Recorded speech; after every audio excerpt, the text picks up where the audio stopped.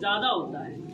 तो कृपया करके कुछ देर के लिए मैं मोबाइल बंद नहीं करने बोलूँगा, उसको साइलेंट अवस्था में डाल दें।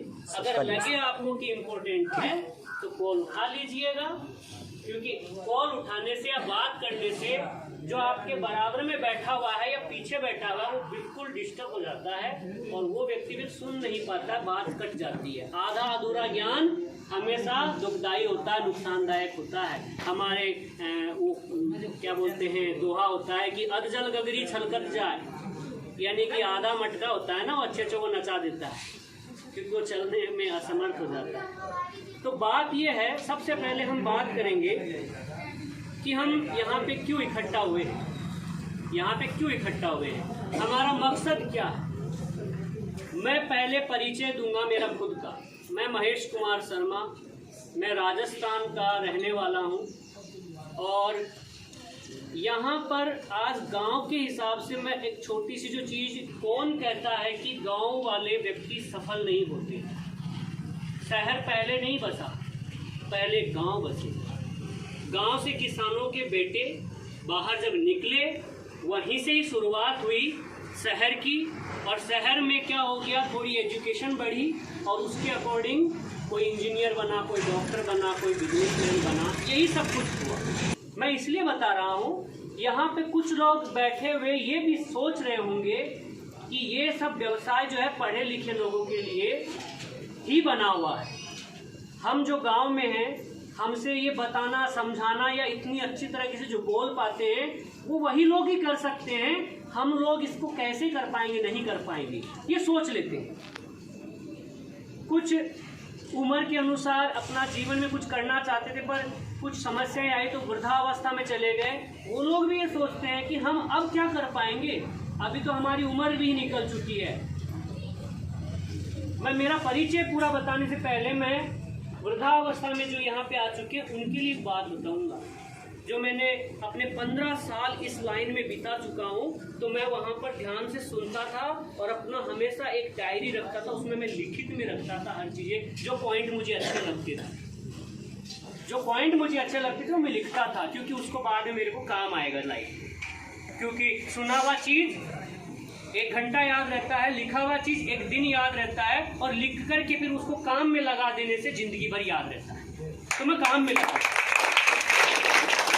तो वृद्धावस्था की बात करूंगा परिचय देने से पहले, कि कोई व्यक्ति अगर ये सोचता है कि मैं वृद्ध हो चुका हूं, तो मैं एक उदाहरण दूंगा। धार और भार, आपने देखा होगा कि चाकू में इतना वजन नहीं होता, काटने का काम वो भी करता है। ब्लेड ले लो, ब्लेड में कोई वजन नहीं होता, काटने का काम वो भी करता है। और कुल्हाड़ी देखा है ना, कुल्हाड़ी जो लकड़ी काटते हैं वो भी काटने का ही काम करता है, पर उसमें वजन होता है। वो जो ब्लेड है वो कौन है, जो आज की यंग जनरेशन है, वो ब्लेड है, उनमें धार है, पर भार बगैर भी कुछ नहीं होता जी। जो उम्र बिता चुका है उनको जीवन का अनुभव है। वो जहां बैठ जाएंगे वहां पर अगर ये बोल देंगे ना कि ये पानी की बोतल है, ये आपको लेनी है, तो वो बंदा सवाल तक नहीं करेगा कि ये क्यों लेनी है। हाँ बाबूजी, समझे भाई। ब्लेड से तो धीरे धीरे कटिंग होती है जी, और कुल्हाड़ी से क्या होता है, ले दबा के 2 टुकड़े। ब्लेड से धीरे धीरे कटिंग होती है, उसमें टाइम लगता है, पर कुल्हाड़ी एक बार जहां पे पटक दिया, 2 टुकड़े कर दिया, तो जो बुजुर्ग व्यक्ति है वो कभी ये ना समझे कि हमारे अंदर कुछ नहीं है, अब हम तो हमारा समय बिता चुके। नहीं, अभी जो वो कर सकते हैं वो और कोई नहीं कर सकता, क्योंकि उनमें भार है, भार। एक तो जीवन का अनुभव और दूसरा उम्र का भार।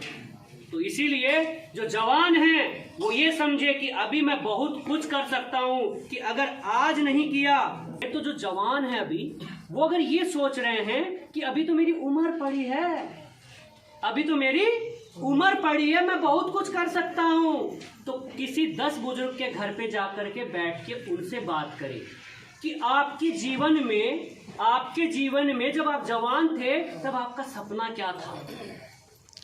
तब वो अपने दुख भरी कहानी जरूर बता देंगे कि मेरा ये सपना था कि मैं कुछ बनना चाहता था, पर मैं नहीं बन पाया। पर बेटा, मेरा तो समय निकल गया, पर तू अपना समय बर्बाद मत कर, नहीं तो ये समय तुम्हें कभी वापस नहीं आएगा और तुमको भी इसी तरह से एक दिन खटिया पे बैठ के उदाहरण देना पड़ेगा।